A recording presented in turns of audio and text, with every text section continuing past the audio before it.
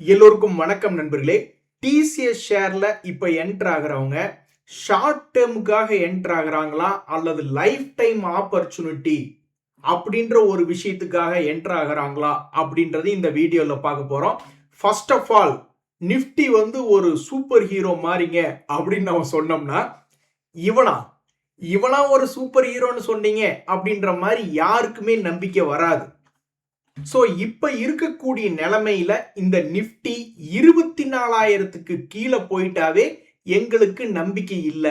இதுக்கு முன்னாடி எப்படி 23,000 22,000 வந்தானோ அங்க போய் தொப்புன்னு விழுந்துருவான். ஏன்னா நிலைமை கைய மீறி போயிட்டு இருக்கு. உலக அளவுல போர் போர் போர்னு போர் பதற்றம் மிக அதிகமா இருக்கு அப்படின்ற மாதிரி அவநம்பிக்கையாக தான் பல பேர் இருக்காங்க. சோ அடுத்த வாரத்துல பல பேர்த்த பார்த்து பேட்டி எடுத்து கேட்கும் பொழுது 24,000 போகுமா, 25,000க்கு மேல போகுமா அப்படின்னு கேட்டா பல பேருக்கு மனசே இல்ல. இவன் எங்கீங்க நம்மளுக்கு சம்பாரிச்சு தர போறான், இவனை போய் ஒரு சூப்பர் ஹீரோன்னு சொல்லிட்டீங்களே அப்படின்ற மாதிரி தான் பல பேர்த்தினுடைய எண்ணமா இருக்கு. எது எப்படியோ ஏதாவது ஒரு மேஜிக் நடந்து 25,000 போகாதா அப்படின்னு நம்ம நினைச்சுக்கிட்டு இருக்கீல தான் குண்டுக்கு மேல குண்டா போட்டுக்கிட்டே இருக்காங்க. சரி, இப்ப டிசிஎஸ் ஷேர அடுத்த 10 வருஷம் 20 வருஷம் அல்லது ஒரு சொத்து மாதிரி லைஃப் டைம் ஆப்பர்ச்சுனிட்டி வாழ்நாள் பூரா வைத்துக் கொள்ளக்கூடிய பங்கு அப்படின்ற மாதிரி டிசிஎஸ் வாங்கியிருக்காங்களா அல்லது இறங்கி இருக்குது ஷார்ட் டைம்ல ஒரு 30-40% ஏறினா கூட போதுமே அப்படின்ற மாதிரி நினைச்சு இப்ப நிறைய பேர் டிசிஎஸ் வாங்கியிருக்காங்களா அப்படின்னு தகவல் பார்க்கறதுக்கு முன்னாடி 2004 தான் இந்த டிசிஎஸ் ஷேர் ஷேர் மார்க்கெட்டுக்குள்ள லிஸ்ட் ஆச்சு. ஆனா நம்ம என்ன தகவல்கள் பார்க்கணும்னா, அந்த 2000ல ஒரு பிரச்சனை வந்தது சாஃப்ட்வேர் இண்டஸ்ட்ரீஸ்க்கு. நம்ம என்எஸ்சி எக்ஸ்சேஞ்சே 1994ல தான் ஸ்டார்டிங் ஆச்சு. அப்ப அந்த சமயத்துல விப்ரோ டிசிஎஸ் 2 ஷேரையும் நம்ம எடுத்து பார்க்கணும். பட் இப்ப லைஃப் டைம் ஆப்பர்ச்சுனிட்டிக்காக இந்த டிசிஎஸ் வாங்கியிருக்காங்களா இல்லையா அப்படின்றது 2008 ஒரு கிரைசிஸ் வச்சு இப்ப நம்ம பார்க்கலாம். 2008லயும் இவன் சிவனேன்னு தான் இருந்தது டிசிஎஸ். ஆனா இந்த அமெரிக்காவினுடைய ஒரு கிரைசிஸ் காரணமாக இந்த டிசிஎஸ் அப்படின்ற பங்கு 67% கிராஷ் ஆச்சு. 67% கிராஷ் ஆகி அது 80 ரூபா கணக்குக்கு வந்துடுச்சு. அதுக்கப்புறம் சரியா 20 வருஷங்கள் ஒருத்தர் லைஃப் டைம் ஆப்பர்ச்சுனிட்டி அப்படின்னு சொல்லிட்டு 2009ல 67% 200 ரூபாயிலிருந்து 80 ரூபா வந்த பிறகு இந்த டிசிஎஸ் வாங்கியிருந்தாங்க அப்படின்னா இன்றைய தேதியில ஒரு வருஷத்துக்கு 100 ரூபாய்க்கு மேல டிவிடெண்ட் மட்டுமே வருது. டிவிடெண்ட் கிங் இந்த டிசிஎஸ். சோ இந்த டிசிஎஸ் 80 ரூபாயிலிருந்து பிக்கப் ஆகி அது மேல் நோக்கி வர ஆரம்பிச்சு இருக்கிறதுலயே உச்சத்தை தொட்டது 4,000 ரூபாய் வரைக்கும் உச்சத்தை தொட்டிருக்கு. அதுக்கப்புறம் இப்ப சரிவடைஞ்சு எவ்வளவு பர்சன்டேஜ்? இதுக்கு முன்னாடி 67% சரிவடைஞ்சிருந்தது. இப்ப 52% தான் சரிவடைஞ்சிருக்கான். இன்னும் ஒரு 20% சரிவடைகிறானா இல்லையா அப்படின்றது தெரியல.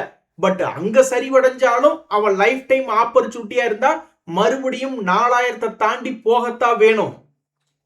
சரி, இப்ப நீங்க பாக்குறது இன்ஃபோசிஸ். இது 1994கள்ல என்எஸ்சி ஆரம்பிச்ச உடனே லிஸ்ட் ஆகிவிட்ட ஒரு பங்கு. இதுல .com பபுள் அந்த 2000 வருஷத்து சமயத்துல வந்திருந்தது. அப்ப இவன் எவ்வளவு இறங்கி இருந்தான் அப்படின்னு நம்ம போய் பார்க்கும் பொழுது ஆல்மோஸ்ட் காமெடியா இருக்கு. பாத்தீங்களா, 100 ரூபாய்க்கும் 20 ரூபாய்க்கும் பார்த்துக்கிட்டு இருக்கோம் இந்த இன்ஃபோசிஸ. சரி, எவ்வளவு பர்சன்டேஜ் இறங்கி இருக்குன்னா 84% இறங்கி விட்டது இந்த இன்ஃபோசிஸ். அதுக்கப்புறம் 20 ரூபாய்க்கு பிக்கப் ஆக ஆரம்பிச்சவன் 2008 அந்த அமெரிக்காவுடைய பிரச்சனை வர்ற வரைக்கும் என்ன இருக்கு அப்படின்னு பாத்தீங்கன்னா 20 ரூபாயிலிருந்து 124 ரூபாய். சோ அப்ப அந்த 2000 வருஷத்துல போய் யாராவது எடுத்திருக்காங்க லைஃப் டைமா இருக்கட்டும் அப்படின்னு பார்த்தாலும் அவங்களும் ஒரு 5 மடங்கு பணம் பார்த்துட்டாங்க.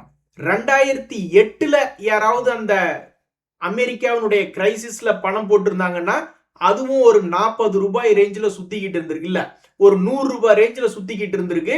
உச்சபட்சமாக 2000 வரைக்கும் போயிட்டு இப்ப 1000 ரூபாய் 50% இறங்கி போச்சு. சோ இந்த இன்ஃபோசிஸ் .com பபுள் சமயத்துல 84% இறங்கி இருக்கு. 2008 கிரைசிஸ்ல 54% இறங்கி இருக்கு. இப்ப ஏங்க இதுதாங்க நம்ம பார்க்கணும். கோவிட் சமயத்துல எவ்வளவு இறங்கினான் அப்படின்றத நம்ம பார்க்கணும்.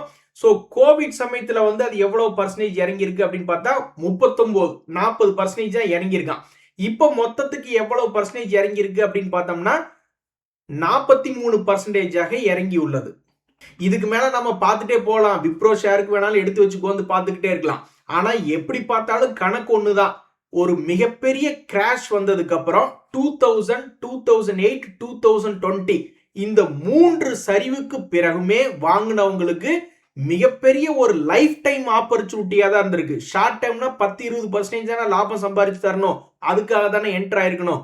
ஸோ ப்ராபப்ளி இப்ப இந்த நேரத்துல இந்த டிசிஎஸ் வால்யூம் என்பது பார்க்கும்போது கடந்த 2 மாதங்களாக வால்யூம் என்பது சரித்திரத்தில் இந்த வருஷத்துல இல்லாத அளவுக்கு வால்யூம் என்பது நடந்திருக்கு. ஆகவே இப்போது டிசிஎஸ் வாங்கியவர்கள் வாழ்நாள் பூராவும் வைத்துக் கொள்ளும்படியாக ஒரு 20 வருஷ பீரியட்ல வச்சுக்கணும் அப்படின்ற ஒரு கணக்குல தான் வாங்கியிருப்பாங்க அப்படின்றது சமீபத்திய தகவல்கள் சொல்லுது. ஷார்ட் டைம் சும்மா 10% பார்க்கறத விடவும் லைஃப் டைமுக்காக வாங்கியிருப்பாங்க அப்படின்றதான் தகவல்கள் தெரிவிக்கின்றன.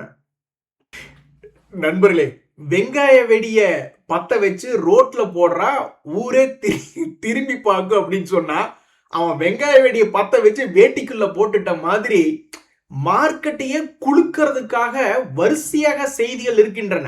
ரிலையன்ஸ் இப்ப பார்ப்போம், ஒவ்வொரு செய்தியா பார்ப்போம். ரிலையன்ஸ் ரிசல்ட், HDFC பேங்க்னு மார்க்கெட்டையே தன்னந்தனியாக வந்தா குலுக்க வைப்பாங்க. டிசிஎஸ் அப்படியா தன்னந்தனியா சோலோவா வந்து மார்க்கெட்டையே குலுக்க வச்சா அவனாலதான் பல்வேறு ஐடி கம்பெனிகள் 20-30% ஏறினான். HCL டெக் தனியா வந்தா மார்க்கெட்டையே குலுங்க வைத்தது. அந்த மாதிரி இப்ப நம்ம stocks to watch for next week அப்படின்ற ஒரு செய்தியில் நாம் இப்ப பார்க்க போற முதல் ரிசல்ட் வந்து இந்த ரிலையன்ஸ் Q1 ரிசல்ட். இது வந்து வாழ்நாள்ல நானும் பார்த்திருக்கேன். HDFC பேங்க் HDFCயோட மெர்ஜ் பண்றாங்க அப்படின்ற ஒரு காரணத்தின் போது நம்ம நிப்டி 50 இண்டெக்ஸே ஒரு இடம் பிளாஷ்ல தூக்கி அடிச்சு கீழே இறங்கணும்.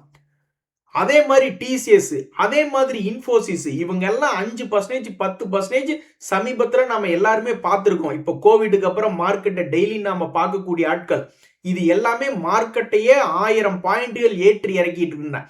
ஆனா ஒரு தடவையாவது இந்த ரிலையன்ஸ் 10% ஏற்றமோ அல்லது 10% இறங்கி ஒரு தடவையாவது இவன் நம்மளுடைய மார்க்கெட்ல பெரிய வாலட்டிலிட்டி, பெரிய சர்ப்ரைஸ் அப்படின்னு கொண்டு வந்திருக்கான்னா சத்தியமா கிடையாது. நானும் அதை என்னைக்காவது ஒரு நாள் பார்க்கணும்னு தான் ஆசைப்படுறேன். இந்த ரிலையன்ஸ் பங்குல மட்டும் 10% ஆட்டம் ஒரு நாள்ல நான் வந்து பார்த்ததே இல்லை. சரிப்பா, நீ அப்படி 10% ஒரு நாள்ல பண்ண வேண்டாம். ஆனா ரிசல்ட் வரக்கூடியவங்க பெரிய கம்பெனிகள் ஒரே நாள்ல விடக்கூடாது அப்படின்னு ஏதாவது சட்டம் போடணும். ஸோ ரிலையன்ஸினுடைய ரிசல்ட்டுக்கு மார்க்கெட் எப்படி ரியாக்ட் பண்ணும்? ரிலையன்ஸ் சும்மா ஒரு 3% ஏறினாவோ இறங்கினாவோ மார்க்கெட்ல பெரிய மாற்றம் வரும். ஆனா அப்படி வரக்கூடிய இந்த நேரத்துல கூடவே மிகப்பெரிய ஒரு பங்கு HDFC பேங்க் அவனுடைய ரிசல்ட் வந்துருச்சு. இப்போ ஒரு புது கார் வாங்கிட்டீங்க. அம்மாவை முதல்ல உட்கார வச்சு ஒரு ரவுண்டு போவீங்களா, இல்ல மனைவியை உட்கார வச்சு ஒரு ரவுண்டு முதல்ல போவீங்களா? அப்படி ஒரு இக்கட்டான சூழ்நிலையில தான் இந்த ரிலையன்ஸ் HDFC பேங்க் இரண்டுமே ரிசல்ட் வந்திருக்கு. இதுல யாருக்கு முதல்ல வணக்கம் சொல்றதுனே தெரியாம நம்ம மார்க்கெட் தடுமாற்றமாக இருக்கிறது. ஸோ அனலிஸ்டினுடைய எதிர்பார்ப்பை ஒருத்தன் பூர்த்தி செஞ்சுட்டான், இன்னொருத்தன் பூர்த்தி செய்யலின்னு ஒருத்தனை ஏற்றி இன்னொருத்தனை இறக்குனா மார்க்கெட் ஃபிளாட், ஒரு பிரயோஜனம் இல்லை. இல்லை 2 பேர்த்தையுமே 5-5% இறக்கி விடு, இல்லை 2 பேர்த்தையும் 5-5% ஏற்றி விட்டு ஏதாவது வான வேடிக்கை கொண்டு வா அப்படின்றதான் இப்போ நம்மளுடைய எதிர்பார்ப்பாக இருக்கு. ஸோ இந்த HDFC பேங்க் அப்படின்ற பங்குமே சமீபத்தில் கீழே விழுந்து கிடக்கக்கூடிய ஒரு பங்கு தான். அதே மாதிரி ரிலையன்ஸ் இண்டஸ்ட்ரீஸ் 2 பேர்த்தையுமே வீக்லி சார்ட்ஸ்ல ஒரே மாதிரி பார்ப்போம். ஸோ இந்த ரிலையன்ஸ் இண்டஸ்ட்ரீஸ்மே சமீபத்தில் கீழே ஒரு லெவல்ல இதுக்கு முன்னாடி என்ன லோ லெவலோ அதே லெவல்ல வந்து விழுந்து கிடக்கக்கூடிய பங்கு. HDFC பேங்க்குமே அதனுடைய சமீபத்திய லோல்ல வந்து விழுந்து கிடக்கக்கூடிய பங்கு. என்ன செய்ய போறாங்க என்பது பொறுத்திருந்தா பார்க்கணும். 2 பேர்த்துக்குமே மிகப்பெரிய Q1 ரிசல்ட்ஸ்னுடைய இம்பாக்ட் என்ன ஆகுது அப்படின்றத பார்க்கணும். இருக்கக்கூடிய இடத்துல இருந்து ஒரு ரேலி வரப்போகுதா அல்லது இருக்கிற லாபத்தை புக் பண்ணிட்டு போவோம் அப்படின்ற மாதிரி நாளைக்கு நடக்க போகுதா என்பது பொறுத்திருந்து தான் பார்க்கணும். அட பாவி, நாங்க வந்து புது கார் வாங்கி அம்மாவை கூட்டிட்டு போறதா மனைவியை முதல்ல கூட்டிட்டு ஒரு ரவுண்டு போறதான்னு கன்ஃபியூஷன்ல இருக்கீல. எதுக்கால அத்தை பொண்ணு வருது அந்த கணக்கா இந்த கோட்டக் பேங்க்கும் பெரிய ஆள் தான். அதனுடைய Q1 ரிசல்ட்ஸ் என்பது வந்ததுக்கு அப்புறம் அதுல ஏதாவது ஒரு புது ரேலி வந்தாலும் மார்க்கெட்டுக்கு பெனிஃபிட் தான். இதுவும் ஒரு வெயிட்டேஜான ஷேர் தான். இந்த பங்கு சமீபத்துல லோ பிரைஸ்ல எல்லாம் கிடையாது. அவன் ஒரு லோ பிரைஸுக்கு இந்த முறை வரவே இல்லை. அவ்வளவு வீக்காடா நல்லா ஸ்ட்ராங்கடா அப்படின்ற மாதிரி இந்த கோட்டக் பேங்க்னுடைய சமீபத்திய லோக்கு மறுபடியும் அது கீழே விழுகல, மேலேயே இருந்து கொண்டிருக்கக்கூடிய ஒரு பங்கு.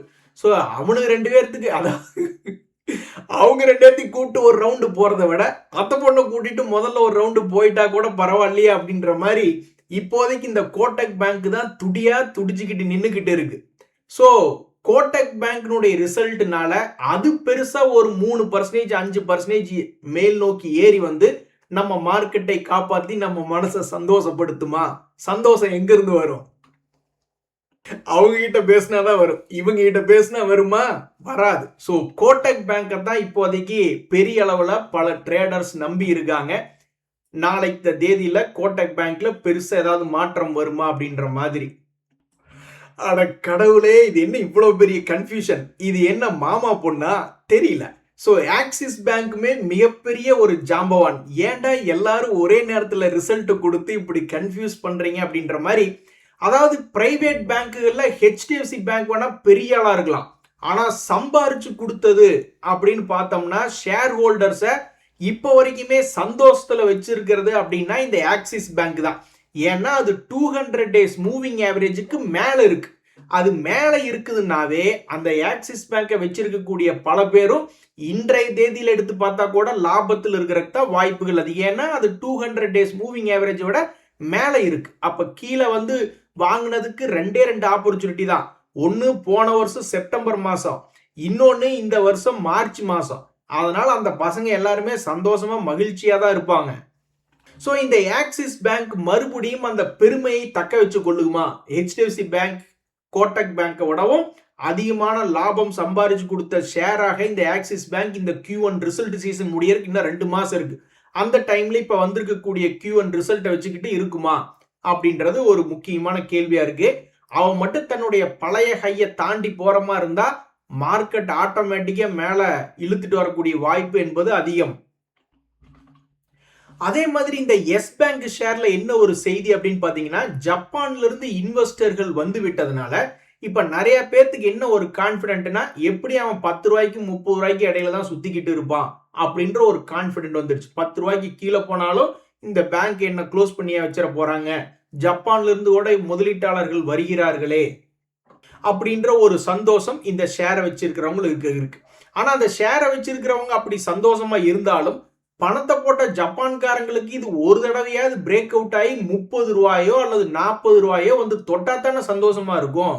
ஸோ நிறைய பேர் இந்த எஸ் பேங்க் ஷேரை எப்படி பார்க்குறாங்கன்னா, இருக்கின்ற நிலையிலிருந்து அது 40 ரூபா போறதுக்கு தனியாக ஒரு ஃபண்ட் ஒதுக்கி வச்சிடறாங்க.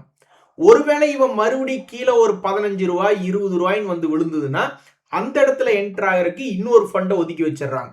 அப்புறம் ஒருவேளை எக்கு தப்பா ஏதாவது ஒரு உலகத்துல கிராஷ் வந்து ஏதாவது இது ஒரு 10 ரூபாய்க்கு கீழ் போய் விழுந்தா அங்க ஒரு பணத்தை வச்சிருக்கணும்னு பார்ட் பை பார்ட் பிளான் பண்ணி வச்சிருக்காங்க பல பேர் இந்த எஸ் பேங்க்ல. ஸோ இந்த பங்கு 15க்கும் 25க்கும் ஆடுறதுல ஒரு 20க்கும் ஆடுறதுல பெரிய விஷயம் கிடையாது. புது பிரேக் அவுட் ஆகி ஒரு 40 வரைக்கும் போனால் பாராட்டக்கூடிய ஒரு வாய்ப்பு, அல்லது கீழே ஒரு 12 ரூபாய்க்கு வந்தா பாராட்டக்கூடிய வாய்ப்பு. மற்றபடி இது ஒரே இடத்துல இறங்கி ஏறிக்கிட்டு இருந்ததுன்னா ஜப்பான்காரருக்கு என்ன அதுல ஒரு சுவாரஸ்யம்? ஸோ இப்போ வந்திருக்கக்கூடிய Q1 ரிசல்ட்ஸ் எதுக்கியா இப்படி பெரிய தலைங்களோட மோதிர மாதிரி ஒரே நேரத்தில் ரிசல்ட் கொடுக்குறீங்க அப்படின்ற மாதிரி பெரிய பெரிய பெரிய பேங்குகளுடைய ரிசல்ட் சமயத்தில் இந்த எஸ் பேங்க் வந்திருக்கு. இதுல புதிய ரேலி வருமா அல்லது பழைய லோக்கு போய் அப்புறம் மறுபடியும் சம்பாரிச்சு கொடுக்கறதுக்காக கீழே போகுதா என்பது பொறுத்திருந்து தான் பார்க்கணும்.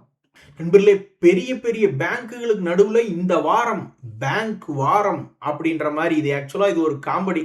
15-20 வருஷத்துக்கு முன்னாடி டிவி பார்த்தவங்களுக்கு தான் தெரியும். இந்த வாரம் பேங்க் வாரம் அப்படின்ற மாதிரி இந்த பிஎன்பி அப்படின்ற பங்கும் அவங்களும் ரிசல்ட் வெளியிட்டு இருக்காங்க.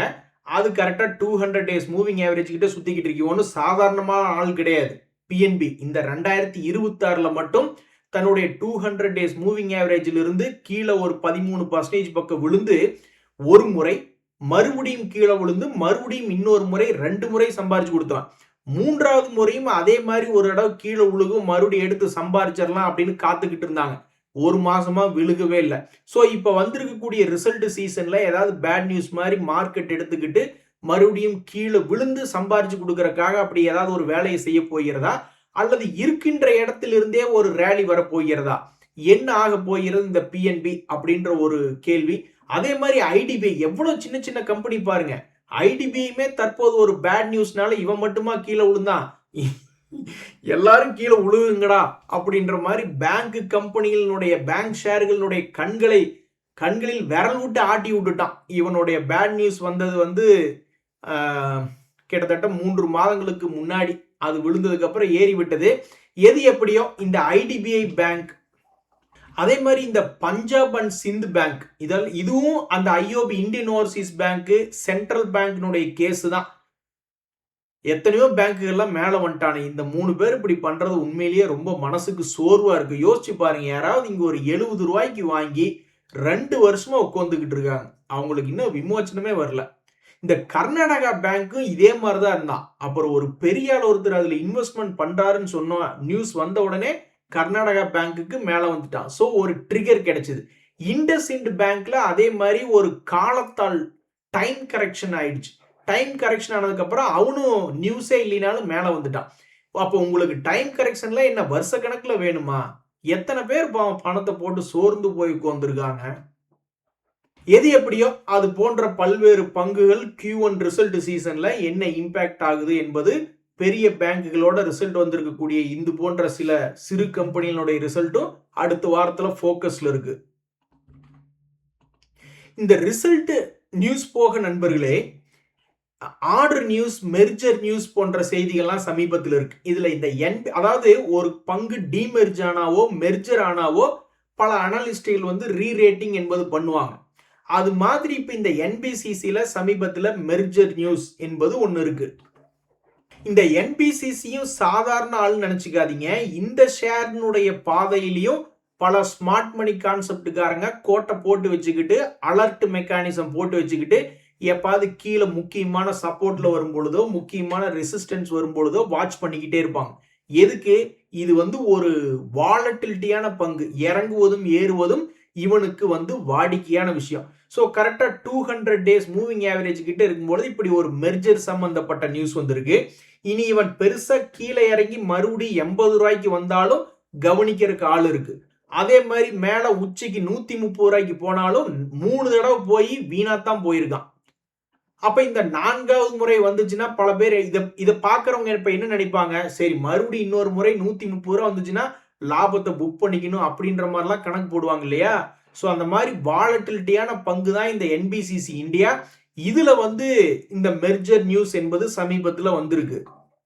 சரி நண்பர்களே, இப்ப டிசிஎஸ் ஷேர் வாங்கி இருக்கிறவங்க லைஃப் டைம் பையிங் ஆப்பர்ச்சுனிட்டிக்கு வந்திருக்காங்களா அல்லது ஒரு ஷார்ட் டேர்ம் கெயினுக்காக வாங்கியிருக்காங்களா அப்படின்ற ஒரு மிகப்பெரிய விவாதம் வரும் பொழுது பெரும்பாலும் அது லைஃப் டைம் ஆப்பர்ச்சுனிட்டி என்பதற்காக வாங்கியிருக்காங்க அப்படின்ற ஒரு தகவல் தான் மார்க்கெட்ல போய்கிட்டு இருக்கு. இன்றைய தகவல் அனைத்து உங்களுக்கு உதவியா இருந்தா எனக்கு மகிழ்ச்சி தான். நாளை சந்திக்கிறதுக்கு எங்ககிட்ட தைரியம் இல்லை, இருந்தாலும் நாளை சந்திப்போம். நன்றி, வணக்கம்.